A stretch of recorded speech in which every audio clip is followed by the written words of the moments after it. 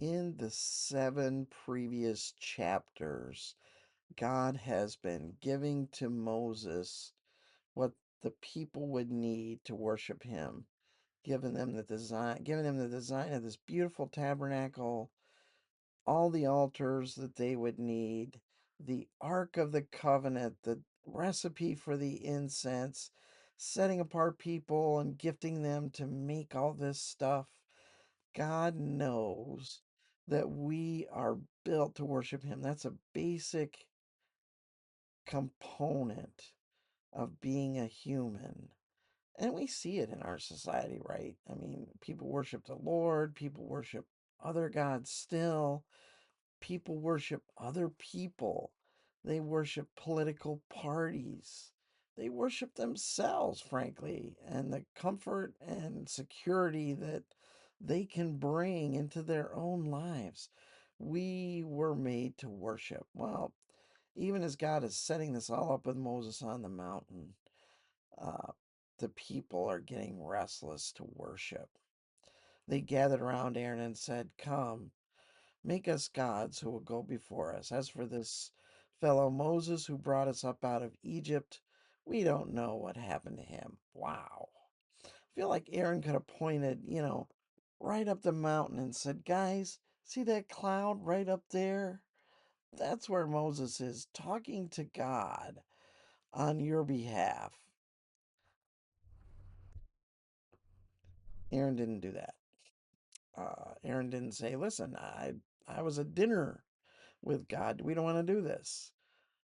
Instead, Aaron answered them, "Take off the gold rings that your wives and your sons and daughters are wearing and bring them to me." You remember when they left Egypt, they asked their neighbors for gold items, so they're all wearing these things. They've only been out of Egypt, a few weeks. So all the people took off their earrings and brought them to Aaron. He took what they handed him and made it into an idol in the shape of a calf, fashioning it with a tool.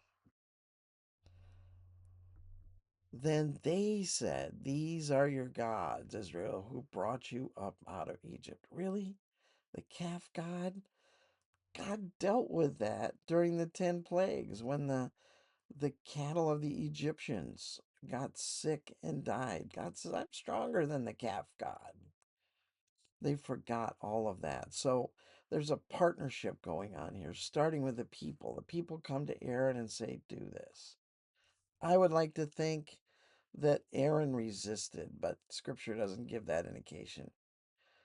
Whether it's finally he gave in or right up the front he gave in and he made this thing. And then it goes back to the partners, which are the people. And they're the ones that declared that this calf idol represented the gods who brought them out of Egypt. Then it pings back to Aaron. When Aaron saw this, he built an altar in front of the calf and to announce tomorrow there will be a festival to the Lord. And he uses God's name, the Lord, and he ties it to this cast shaped image of a calf. Yikes, Aaron, you're supposed to know better than this, right? How many times have we gotten into things that we're supposed to know better than, especially around the area of worship, and had to be called up short? So the next day, the people rose early. Oh, let's get at this early and sacrifice burnt offerings and presented fellowship offerings. Afterward, they sat down to eat and drink and got up to indulge in revelry. So, this wasn't the God of the Ten Commandments, right? Who's saying, thou shalt not, and all this.